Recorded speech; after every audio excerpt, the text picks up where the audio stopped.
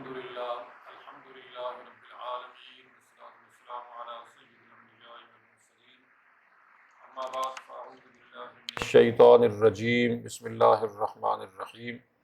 آج ہم پڑھیں گے سورۃ آل عمران کی آیت نمبر 171 سے آنورڈ۔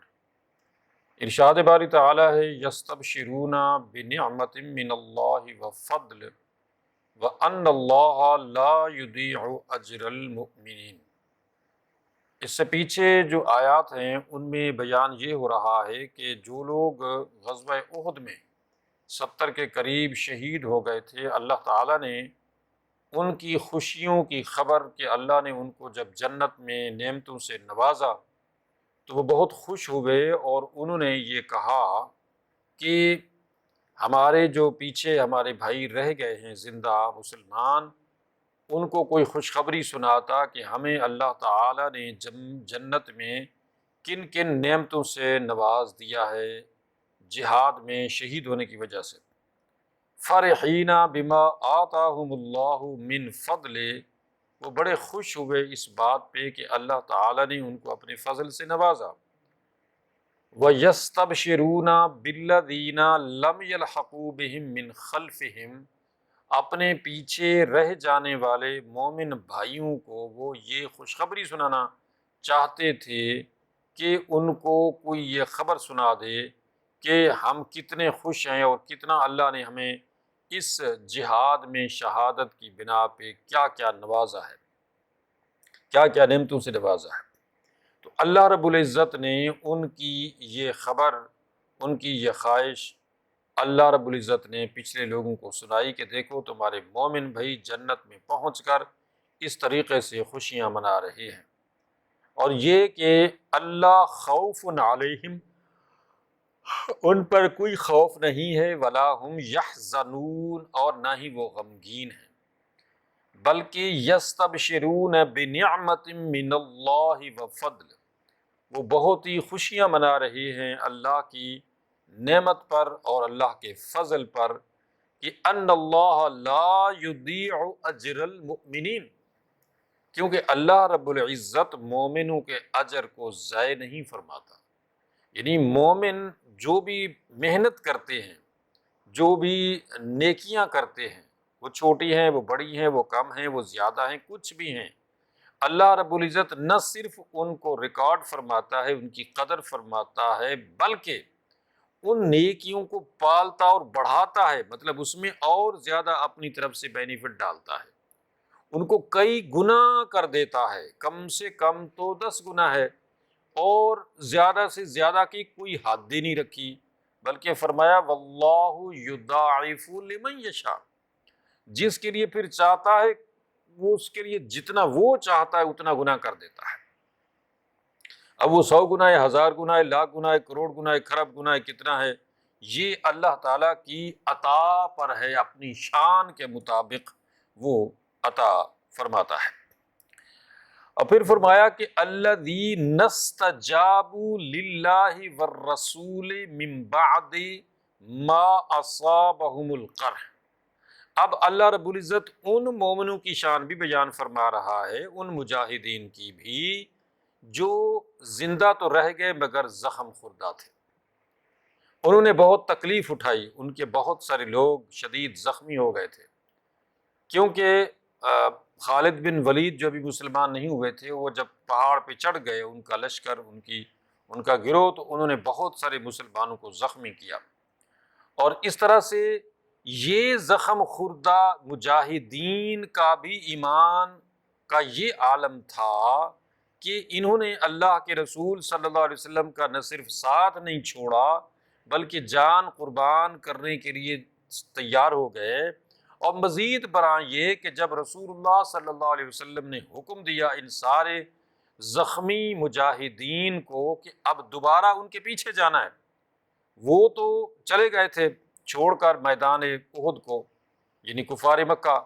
لیکن نبی کریم صلی اللہ علیہ وسلم نے فرمایا کہ اب ان کا پیچھا کرو۔ اب اس کے باوجود کہ مسلمانوں کے 70 لوگ شہید ہو چکے ہیں، ان کی بڑی تعداد زخمی ہے، لیکن اس کے باوجود انہوں نے ہمت نہیں ہاری، اللہ کے رسول صلی اللہ علیہ وآلہ وسلم کے حکم پر لبیک کہتے ہوئے، اور اللہ نے ان کا یہ بھی بیان کیا کہ ما اصابہم القرح من بعد ما اصابہم القرح، یعنی اس کے باوجود کہ وہ زخم خوردہ تھے، وہ زخمی تھے، اس کے باوجود انہوں نے اس بات سے ہمت نہیں ہاری کہ دشمن کے پیچھے جانا ہے، دشمن کا پیچھے جا کے مقابلہ کرنا ہے، اس کو پکڑنا ہے۔ للذین احسنوا منہم، ان کے لیے بھلائی ہے، نیکی ہے، واتقوا اجر عظیم، کہ انہوں نے تقوی اختیار کیا تو اس وجہ سے ان کے لیے اجر عظیم ہے، بہت بڑا اجر ہے۔ کیوں؟ اس لیے کہ جیسے جو لوگ شہید ہو گئے اور وہ اتنے خوش ہیں جنت کے اندر کہ ان زندہ پیچھے بچ رہنے والوں کو وہ خوشخبریاں سنا رہے ہیں اپنے انعام و اکرام کی جو اللہ نے ان کو نوازا ہے، اب یہ جو پیچھے زندہ بچ گئے زخم خوردہ، یہ بھی ان سے کم نہیں ہیں، یہ بھی کہہ رہے ہیں کہ اگر ان زخموں کے ساتھ بھی ہمیں دشمن کا مقابلہ کرنا ہے تو ہمیں کوئی یعنی تھکاوٹ نہیں ہے، کوئی مسئلہ نہیں ہے، کوئی پریشانی، کوئی غم، کوئی ڈر خوف نہیں ہے کہ جی ہم تو زخمی ہیں تو ہم کیسے مقابلہ کریں گے۔ نہیں، انہوں نے رسول اللہ صلی اللہ علیہ وسلم کے حکم پر لبیک کہتے ہوئے ان کا پیچھا کیا اور دور تک کئی میلوں تک ان کے پیچھے گئے۔ بہیں وہ حالانکہ جنگ کی نوبت نہیں آئی، صرف ان کا پیچھا کیا تاکہ دشمن کو یہ پتہ چلے کہ تم جن کو زخم لگا کے آئے ہو یا ان کے 70 لوگوں کو شہید کر کے آئے ہو، اس کے باوجود ان کے حوصلے نہیں ہارے، نہیں ختم ہوئے، اس کے باوجود کہ ان کی تعداد تم سے کم ہے، وہ 700 ہیں، تم 1000 ہو، تم 3000 ہو، لیکن اس کے باوجود وہ تمہارے مقابلے میں ان کے حوصلے آسمانوں کو چھو رہے ہیں۔ تو بئی وجہ پھر اللہ نے بھی ان کی قدر فرماتے ہوئے قیامت تک آنے والے مسلمانوں کو ان کے اس ہمت اور حوصلے کی داد دیتے ہوئے کیا ارشاد فرمایا کہ احسنوا منہم واتقوا اجر عظیم، کہ اللہ رب العزت نے ان کو اجر عظیم سے نوازا ہے، بئی وجہ کہ انہوں نے اتنی ہمت اور حوصلہ دکھایا باوجود زخم خوردہ ہونے کے۔ اور پھر فرمایا کہ الذین قال لهم الناس ان الناس قد جمعوا لکم۔ اچھا، اب جب یہ لوگ ان کے پیچھے جانے لگے مقابلے کے لیے تو ان کو راستے میں کئی لوگ ملے جو ان کے زر خرید بھی تھے دشمن کے، کہ انہوں نے پیچھے کچھ لوگ ایسے جاسوس چھوڑے تھے کہ تم مسلمانوں کو جا کے یہ خبر دو کہ تمہارا دشمن جو ہے وہ تو تازہ دم ہو کے واپس آ رہا ہے تمہارا مقابلہ کرنے کے لیے، اب وہ تمہیں ختم کر کے جائیں گے۔ اب ایسے ان کے جاسوس آ کے ان کو بتا رہے تھے، کیا بتا رہے تھے کہ الناسا ان الناس قد جمعوا لکم، یعنی تمہارے دشمن جو لوگ ہیں انہوں نے تو اور زیادہ کمک جمع کی ہے، انہوں نے اور اچھے طریقے سے تیاری کی ہے اور انہوں نے اب تمہیں ختم کرنے کا ارادہ کیا ہے، فخشوہم، ان سے ڈرو، وہ تو تمہیں ابھی بالکل سب کو ختم کر کے جائیں گے، وہ واپس آ رہے ہیں۔ فزادہم ایمانا، اللہ نے فرمایا کہ یہ زخم خوردہ مسلمان ان کی گیدڑ ببکیوں کو سن کے ان کے ایمان میں اور اضافہ ہو گیا، ان کا ایمان اور مضبوط ہو گیا۔ انہوں نے کہا کہ ہمارے بھائی جدھر چلے گئے ہم بھی اگر ادھر چلے جائیں گے یعنی شہید ہو جائیں گے تو اس سے بڑا بہترین سودا اور کیا ہو سکتا ہے، ہم جی کے کیا کریں گے، اگر ہم مزید 10 20 50 سال جی بھی لیں گے تو اس سے کیا فرق پڑ جائے گا، ہمیں کون سا اس میں کوئی بینیفٹ مل جائے گا، اگر ہمیں ابھی تازہ یعنی اس غزوے میں کام آ کے ابھی جنت ملتی ہے تو اس سے بڑا اچھا سودا یعنی نقد و نقدی سودا جو ہے وہ کیا ہو سکتا ہے۔ لہذا فزادہم ایمانا، اللہ نے فرمایا کہ ان کے ایمان میں مضبوطی آ گئی، اور یہ وہ حقیقت ہے، ایک تو ہم قرآن میں پڑھ رہے ہیں، ایک یہ ہے کہ یہ سینہ بسینہ تاریخی حوالے سے بھی اور بالکل آن گراؤنڈ یہ چیز چلی آ رہی ہے کہ صحابہ ان کے پیچھے گئے باقاعدہ، اور انہوں نے ان کا پیچھا کیا، اتنے زخم خوردہ ہونے کے باوجود وہ ان کے پیچھے گئے، اور وہ نہیں ڈرے، محض ڈرانے کے لیے نہیں گئے کہ چلو جی ہم ان کو دکھائیں گے کہ ہم تو تمہارے پیچھے آ رہے ہیں بھاگتے ہوئے، نہیں، انہوں نے کہا ٹھیک ہے، مریں گے یا ماریں گے اس میں کوئی مسئلہ نہیں ہے، کہ اگر ہم مریں گے تب بھی ہمارا فائدہ ہے، تمہیں ماریں گے تب بھی ہمارا فائدہ ہے، ہمیں اس سے کوئی ڈر نہیں ہے کہ تم ہمیں مار دو گے، تو ایسا ہمیں اس بات کا کوئی ڈر نہیں ہے۔ بئی وجہ ان کے ایمان میں اور مضبوطی آ گئی، اور وقالو حسبنا اللہ، انہوں نے یہ کہا کہ ہمیں اللہ کافی ہے، یعنی انہوں نے یہ یعنی اپنے ایمان کا اظہار اپنے الفاظ میں بھی اس طرح سے کیا کہ حسبنا اللہ، یعنی ہمیں اللہ کافی ہے، ہمیں اس بات کا ڈر نہیں ہے کہ دشمن مضبوط ہے، دشمن ہم سے زیادہ ہے، ہم مارے جائیں گے، شہید ہو جائیں گے، ہمیں اس بات کی کوئی پرواہ نہیں ہے، اس لیے کہ وَنِعْمَ الْوَكِيلُ، اللہ ہمارے لیے کافی ہے، اور اللہ یہ ہمارا بہترین کارساز ہے،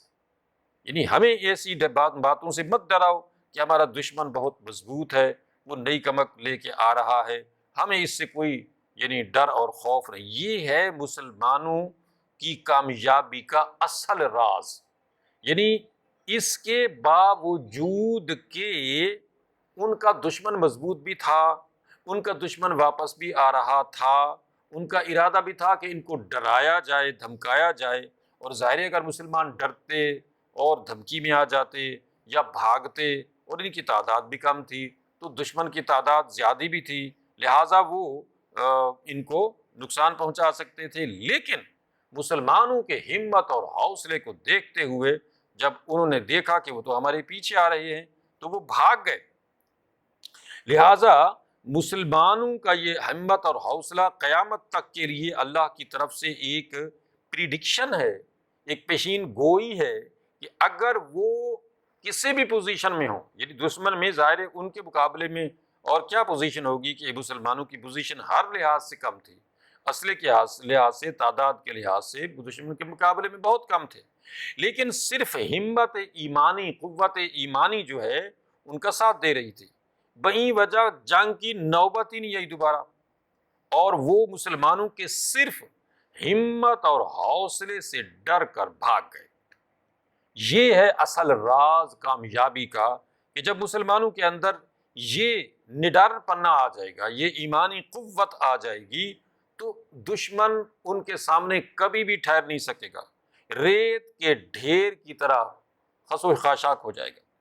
فانقلبوا بنعمت من اللہ وفضل لم یمسسہم سوء، اب یہ مسلمان ان کے پیچھے گئے، ان کے مقابلے کے لیے، صرف ڈرانے کے لیے نہیں، بلکہ اگر واقعی دشمن چاہتا ہے کہ وہ ہم سے مزید دو ہاتھ کرنا چاہتا ہے تو آ جائے،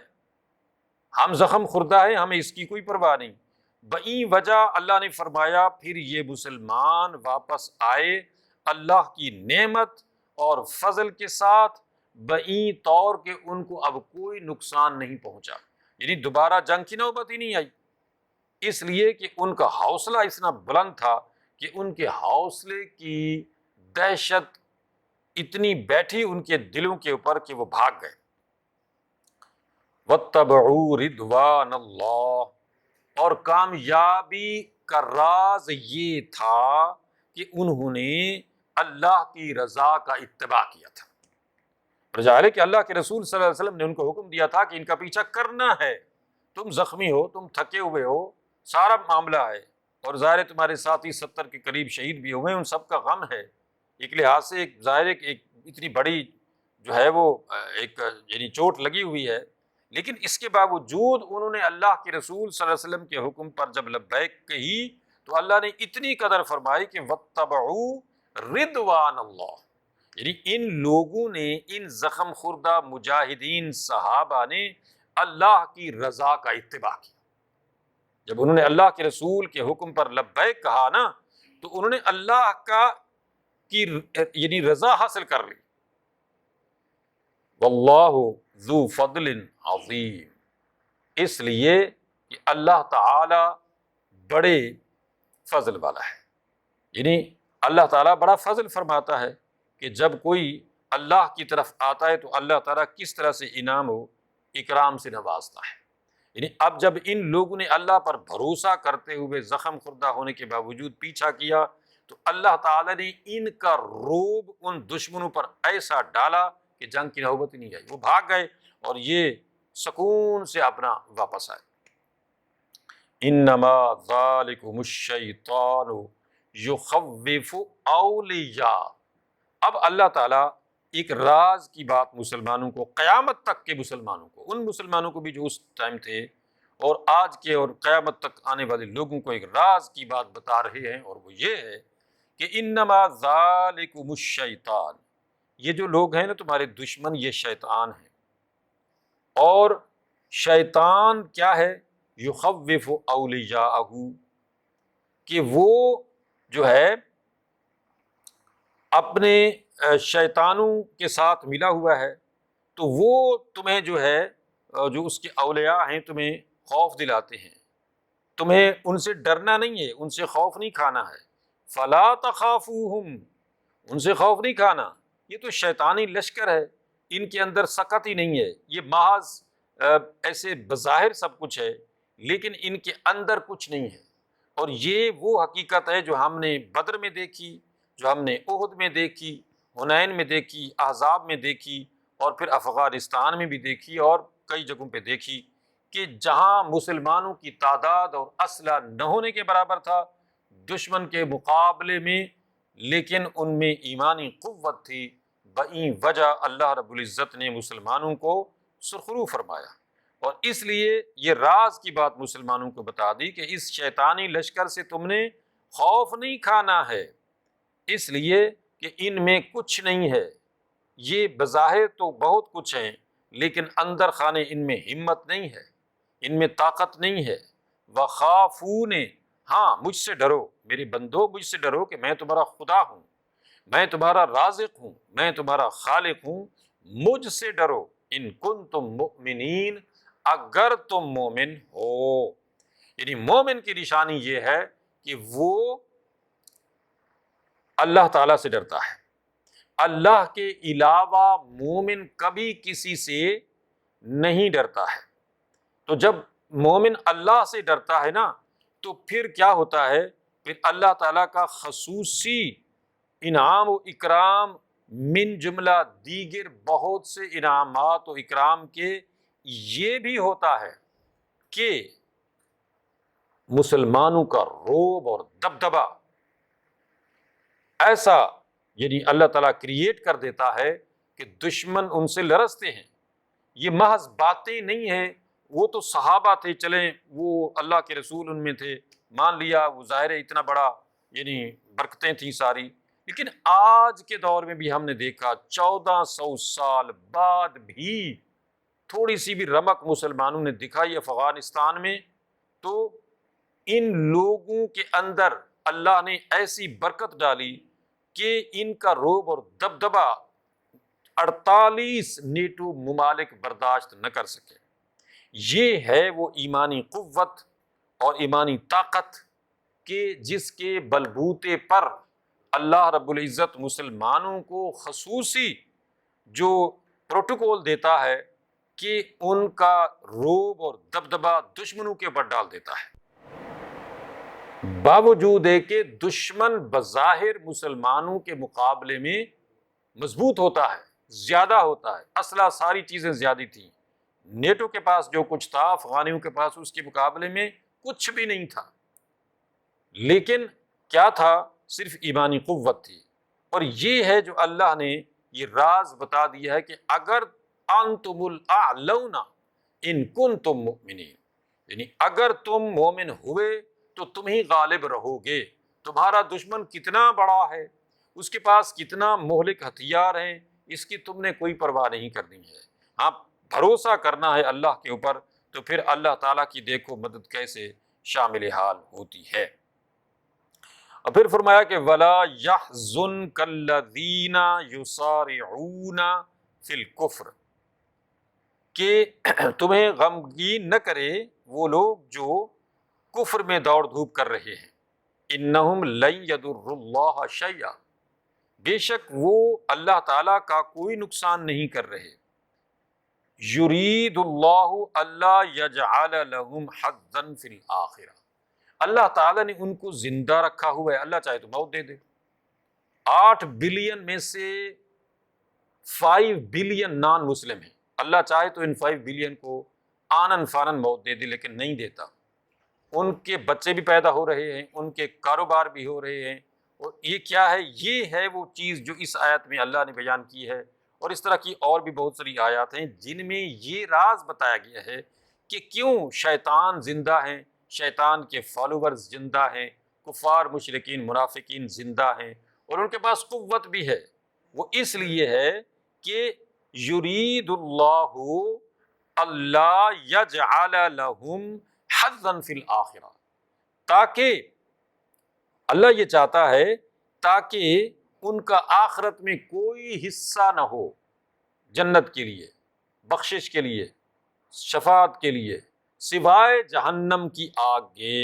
وَلَهُمْ عَذَابٌ عَظِيمٌ، ان کے لیے ظاہر ہے کہ عذاب عظیم کب اللہ دے گا، جہنم میں کب اللہ ہمیشہ کے لیے ڈالے گا؟ وہ کوئی جرم کریں گے تو ڈالے گا۔ یہاں دنیا میں ہم دیکھتے ہیں نا کہ ایک بندے کا جب تک جرم ثابت نہیں ہوتا اس وقت تک اس کو سزا نہیں دی جا سکتی ہے، اور بعض دفعہ ایسا ہوتا ہے کہ بندے نے جرم کیا ہوتا ہے، بہت ساری چیزیں نظر آ رہی ہوتی ہیں لیکن اس کے ایویڈنس خلاف جا رہے ہوتے ہیں، تو اب انصاف کا تقاضا یہ ہوتا ہے کہ اس کے لیے ثبوت چاہیے۔ اب جب ثبوت نہیں ہے تو اس کو سزا نہیں دی جا سکتی ہے۔ گویا یہ کفار مشرکین ثبوت پیش کر رہے ہیں، یعنی یہ نہیں ہے کہ اللہ کو نہیں پتا ہے اس لیے ثبوت دیے جا رہے ہیں، مطلب یہ ہے کہ اب اگر انہوں نے کچھ نہ کیا ہو تو ان کو کیسے جہنم میں ڈالا جائے گا؟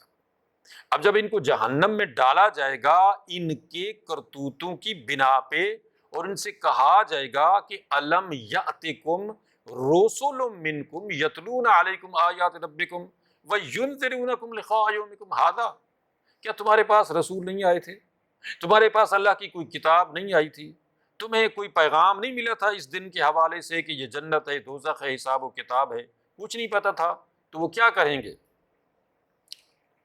قالوا بلا ولکن حقت کلمۃ العذاب علی الکافرین، وہ کہیں گے کیوں نہیں؟ بلا کا معنی ہوتا ہے وائی ناٹ، کیوں نہیں؟ مطلب ہمیں بالکل اللہ کا پیغام ملا تھا کتاب کی صورت میں، پیغمبروں کی صورت میں، اور ہم نے سب کچھ یہ جان لیا تھا، جو کچھ یہ دکھایا جا رہا ہے، مطلب جو کچھ ہمارے ساتھ اب یہاں ہو رہا ہے، یہ جنت اور جہنم اور حساب و کتاب، یہ سارا ہمیں بتایا گیا تھا۔ ہم نے کہا یہ جھوٹ ہے، یہ فضول ہے، یہ کچھ نہیں ہے، لہٰذا ہم نے ان ساری باتوں کو جھٹلایا، 1 2 4 10 20 دفعہ نہیں، کئی سالوں تک، 50 سال 100 سال جتنی زندگی تھی اس پورے دورانیے میں کبھی بھی ہم نے یہ نہیں کہا کہ یہ سچ ہے، ہم نے کہا یہ جھوٹ ہے۔ اس وجہ سے تو اللہ فرماتے ہیں کہ کیوں اللہ تعالیٰ ان کو ڈھیل دے رہا ہے، کیوں اللہ تعالیٰ نے ان کو زندہ رکھا ہوا ہے، کیوں اللہ تعالیٰ نے ان کو یہ قوت دی ہے کہ یہ اسلام کے خلاف کام کرتے ہیں، یہ اسلام کو نقصان پہنچاتے ہیں، مسلمانوں کو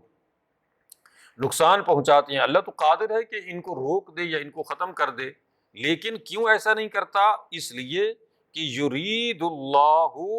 اللہ یجعل لہم حظا فی الآخرہ، یعنی اللہ یہ چاہتا ہے کہ ان کا آخرت میں کوئی حصہ نہ ہو سوائے جہنم کی آگ کے۔ یعنی یہ اتنی واضح آیت ہے، اور اس طرح کی اور بھی بہت سی جگہوں پہ اللہ کا یہ فرمان ہے کہ جن سے یہ مطلب واضح ہوتا ہے کہ اللہ رب العزت کیوں یہ لوگوں کو موقع دیتا ہے کہ وہ جناب بدر میں آ گئے لڑنے کے لیے۔ چنانچہ بدر کے میدان میں جب بڑے بڑے جو سوربات ہیں ان میں سب سے بڑا جو ان کا یعنی شیطان تھا، ابو جہل تھا، تو اس کو جب معاذ اور معوذ جو نوجوان تھے انہوں نے قتل کر دیا، تو وہ گرا پڑا تو تھا، بہت ساری لاشوں میں ظاہر 70 لوگ پڑے تھے تو ان کے اندر وہ بھی پڑا ہوا تھا، لیکن کرراہ رہا تھا۔ اب جب نبی کریم صلی اللہ علیہ وسلم تشریف فرما ہوئے، صحابہ کرام سارے، تو آپ نے فرمایا کہ جاؤ بھائی پتہ کرو کہ ابو جہل کا کیا حال ہے، کدھر ہے وہ؟ تو حضرت عبداللہ بن مسعود رضی اللہ تعالی عنہ گئے اور ڈھونڈا اس کی لاش کو، تو پڑی تھی لاش اس کی، اور ابھی وہ سانس اس میں باقی تھی، اور جو ہے وہ پڑا تھا، اور اس کی جو تلوار تھی وہ اس کی جو ہے وہ لگی ہوئی تھی اس کے جسم کے ساتھ۔ تو آپ نے جو ہے عبداللہ بن مسعود نے اس کی تلوار کھینچی اور اس کے سینے پہ قدم رکھا۔ تو اس نے کہا کہ کون ہے جس نے اتنی بڑی یعنی سینے پہ جو ہے وہ قدم رکھا ہے، یعنی اس کا تکبر اور غرور ابھی آخری دم میں بھی اتنے تک یعنی وہ تھا۔ تو آپ نے فرمایا کہ میں ہوں عبداللہ بن مسعود۔ تو اس نے کہا کہ او بھیڑوں کے معمولی چرواہے، تو نے ایک بہت بڑے سینے پہ قدم رکھا ہے، یہ بتا کہ محمد صلی اللہ علیہ وسلم زندہ ہیں؟ تو انہوں نے کہا کہ ہاں بالکل زندہ ہیں، اور انہوں نے مجھے بھیجا ہے، اور میں تمہارا احوال پوچھنے آیا ہوں، دیکھنے آیا ہوں تمہیں کہ تم کس حال میں ہو۔ تو اس نے کہا کہ اچھا اگر وہ زندہ ہیں تو پھر میرا پیغام ان کو دے دینا، کہ ان کو یہ بتانا کہ میں نے ساری زندگی تم سے نفرت کی ہے، اور میں اب مرتے ہوئے بھی نفرت ہی کر رہا ہوں، میرے سینے میں آپ کے لیے سوائے نفرت کے اور کچھ نہیں ہے۔ تو حضرت عبداللہ بن مسعود نے جو ہے، بلکہ بعض روایات میں آتا ہے کہ اس نے کہا کہ میری گردن کو جب اتارنا تو اس کو ذرا اس طرح سے اتارنا کہ لمبی کر کے اتارنا، مطلب سینے کی طرف سے اتارنا، تاکہ پتہ چلے کہ کسی سردار کی گردن ہے۔ یہ ہے تکبر اور غرور، اور یہی وجہ ہے کہ بعض مفسرین نے، محدثین نے، مورخین نے یہ کہا ہے کہ نبی کریم صلی اللہ علیہ وسلم نے ارشاد فرمایا کہ ہر امت کا ایک فرعون ہوتا ہے، اور میری امت کا فرعون یہ ابو جہل تھا، اور اس کی بیسک وجہ یعنی رسول اللہ صلی اللہ علیہ وسلم نے فرمایا کہ میری امت کا فرعون جو ہے وہ موسیٰ کے فرعون سے بھی سخت ہے، کیونکہ موسیٰ کا فرعون جب ڈوبنے لگا تھا تو اس نے کہا کہ آمنت بہ بنو اسرائیل وانا من المسلمین، یعنی میں اسی رب پر ایمان لاتا ہوں جس پہ موسیٰ اور ہارون ایمان رکھتے ہیں، لیکن یہ بدبخت مرتے ہوئے بھی یہ کہنے لگا کہ مجھے بتا دینا محمد صلی اللہ علیہ وسلم کو کہ مجھے آپ سے اب بھی نفرت ہے، یعنی اس کو مرتے ہوئے بھی یہ توفیق نہیں ملی کہ وہ منہ سے جو ہے وہ کلمہ پڑھتا۔ تو بئی وجہ اللہ رب العزت نے فرمایا کہ ہم کافروں کو ڈھیل کیوں دیتے ہیں، تاکہ وہ برائیاں کریں، اور ان برائیوں کی پاداش میں وہ جہنم میں جب جائیں تو یہ نہ کہیں کہ ہمیں کیوں جہنم میں ڈالا جا رہا ہے۔ اللہ تعالیٰ سمجھنے عمل کرنے کی توفیق عطا فرمائے۔ وآخر دعوانا ان الحمد للہ رب العالمین۔